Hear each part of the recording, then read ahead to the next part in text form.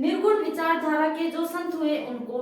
तो रामानंद जी तो थे सगुण भक्ति के उपासक। उनके मुख्य 12 शिष्य बताए जाते हैं, जिनमें थे कबीर, संत धन्ना, संत जो पिपा और जो रैदास, 2 महिलाएं थी सुरसरी और पद्मावती। ये मुख्य हैं, हर बार यही पूछे जाते हैं। अब देखो इनके शिष्य परंपरा में आगे चलकर कुछ जो संत है वो निर्गुण भक्ति के उपासक बन गए, जो कि कहलाए रामसनेही संप्रदाय। ठीक है, रामसनेही संप्रदाय जो कि निर्गुण भक्ति के उपासक थे।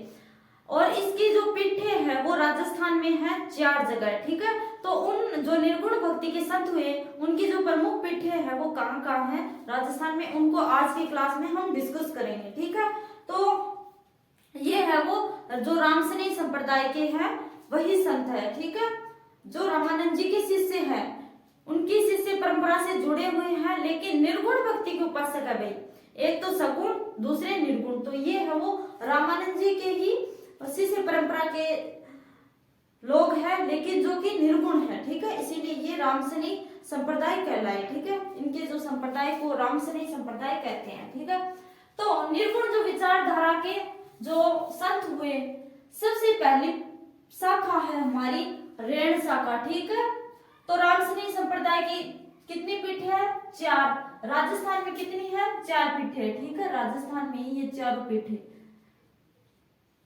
अब देखो सबसे पहली शाखा है रेण शाखा। अब रेण कहाँ पे है? नागौर में। तो रेण शाखा है वो नागौर में है। अब देखो दरियापंथ। दरियापंथ, तो दरियापंथ कौन थे? संत दरियाव जी।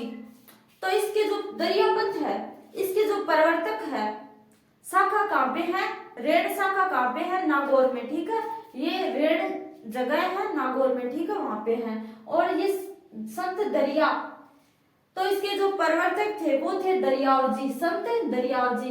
तो इस शाखा के जो प्रवर्तक थे, नागौर वाली जो शाखा है रेण शाखा, इसके जो प्रवर्तक थे वो थे संत दरियाव जी, संत दरियाव जी। तो पूछा जाए कि रेण शाखा के प्रवर्तक कौन है?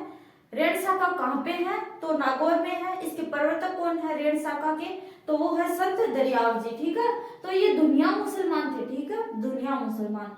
अब देखो इनका जो जन्म है वो तो हुआ था जेतारण पाली में। ठीक है, जेतारण पाली में इनका जन्म हुआ। अब देखो पिताजी थे मनसा या फिर भानजी, दो नाम लेते हैं, मनसा अथवा भानजी। माता है गीगाबाई। ठीक है, अब गुरु प्रेमनाथ जी, संत दरियाव जी के जो गुरु थे वो थे प्रेमनाथ जी। अब इनकी जो मृत्यु है वो हुई थी रेण नागौर में। तो जन्म लिया जेतारण पाली में, जन्म हुआ था जेतारण पाली में। ठीक है, और जो शाखा बनाई इन्होंने वो शाखा थी रेण शाखा नागौर में। ठीक है, तो इनकी मृत्यु है वो यहीं पे हो गई। ठीक है, इनकी ये कर्म स्थली है, इसीलिए यहाँ पे ही इनकी मृत्यु हो गई रेण में। ठीक है, रेण शाखा जो नागौर है यहाँ पे इनकी मृत्यु हो गई। अब मेला लगता है चैत्र शुक्ल पूर्णिमा को, चैत्र शुक्ल पूर्णिमा को। ठीक है, वो इनका मेला लगता है। इन्होंने हिंदू और मुस्लिम एकता पर बल दिया, हिंदू और मुस्लिम एकता पर बल दिया, और जो बाह्य आडंबर थे इनका घोर विरोध किया। तो देखो संत दरियाव जी ने राम नाम के जो अक्षरों में हिंदू मुस्लिम समन्वय की भावना को टटोला है। तो संत दरियाव जी ने जो राम नाम है, राम नाम जो नाम है इसमें है वो जो हिंदू और मुस्लिम को जो समन्वय है वो टटोला है। किस प्रकार से? इन्होंने बताया कि रा का तो मतलब होता है राम। ठीक है, और मैं का मतलब होता है मोहम्मद का प्रतीक है। इन्होंने बताया कि राम में जो रा है उसमें तो राम है और मैं से मोहम्मद है। तो यानी कि हिंदू और जो मुस्लिम एकता है उस पर इन्होंने बल दिया।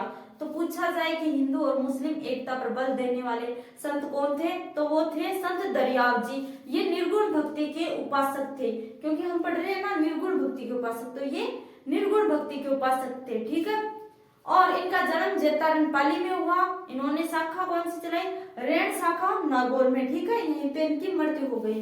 गुरु थे प्रेमनाथ जी, हिंदू मुस्लिम एकता पर बल दिया, ये मुस्लिम थे। ठीक है, अब देखो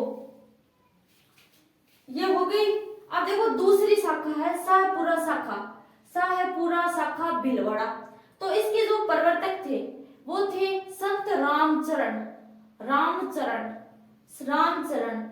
और इनका जो मूल नाम है वो है रामकिशन, ठीक है। तो मूल नाम इनका है रामकिशन भाई, तो मूल नाम ये है इनका रामकिशन। अब जन्म हुआ था सोडा गांव। सोडा गांव कहाँ पे है? टोंक में। तो सोडा गांव टोंक में इनका जन्म हुआ था। तो पूछ ले कि जो दूसरी शाखा है शाहपुरा वाली कहाँ पे है? शाहपुरा भीलवाड़ा। तो इसके प्रवर्तक कौन है? तो संत रामचरण।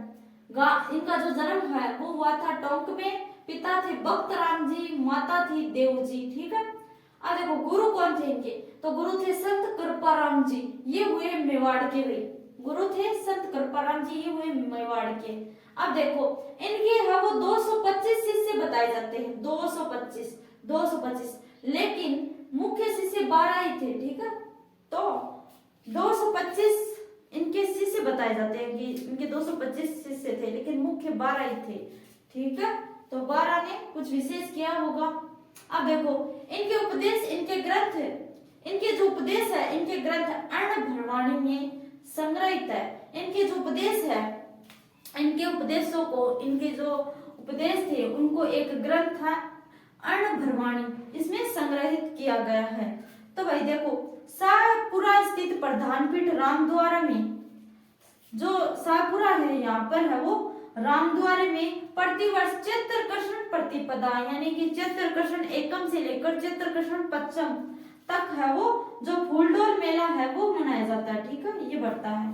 तो ये वेरी वेरी मोस्ट इम्पोर्टेंट है कि फूलडोल जो मेला है, फूलडोल मेला, इसका आयोजन कहाँ पे होता है? तो शाहपुरा भीलवाड़ा में। और ये हर बार हर परीक्षा में पूछा जाता है, ठीक है। रीट हो, बीएसटीसी हो, चाहे कुछ भी हो, सामान्य से लेकर स्पेशल तक सारे जो एग्जाम होते हैं ये क्वेश्चन पूछा ही पूछा जाता है। तो जो फूलडोल मेले का आयोजन कहाँ होता है? शाहपुरा भीलवाड़ा में, चैत्रकृष्ण एकम से लेकर चैत्रकृष्ण पंचम तक, ठीक है।